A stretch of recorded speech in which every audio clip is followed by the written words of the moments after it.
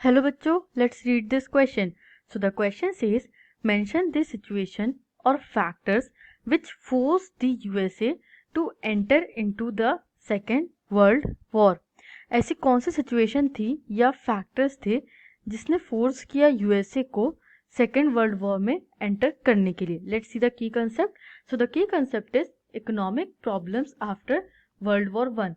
USA ने world war one के बाद काफ़ी सारी इकोनॉमिक प्रॉब्लम सफ़र करी और इसकी वजह से वो सेकेंड वर्ल्ड वॉर का पार्टिसिपेंट नहीं होना चाहता था.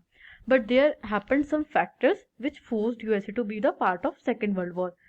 Let's see the pointers. So the first point is Japan was expanding its power in the east. It had occupied French Indochina and was planning to attack the US naval bases in the Pacific Ocean. Second point is Japan and Germany grew their support under the Tripartite Pact. And the third point is Japan attacked USA base at Pearl Harbor. This incident forced USA's entry into the Second World War. अब जो situations USA के सामने आती हैं वो देख लेते हैं. जो जापान होता है वो एक्सपैंड कर रहा होता है अपनी पावर को ईस्टवर्ड्स मतलब कि जापान के ईस्टवर्ड्स, और वो प्लान कर रहा होता है attack on the US naval basis in the Pacific ocean.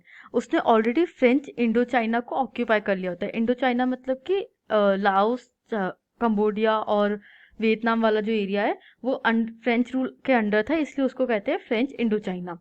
और वहाँ पे जापान ऑलरेडी कंट्रोल कर चुका था. अब क्या होता है, जापान और जर्मनी के बीच में एक ट्रिपेटाइट पैक्ट हो जाता है, जापान, जर्मनी और इटली के बीच में. जो सपोर्ट होता है जापान को वो इंक्रीज हो जाता है from the Germany side. After this Japan attacked the US base. वो यूएस के बेस को जो कि पर्ल हार्बर पे था इन द पैसिफिक ओशन, उस पर अटैक कर देता है. और ये incident, attack on the US, force the US entry in the second world war. I hope you understood this question. Thank you and best of luck.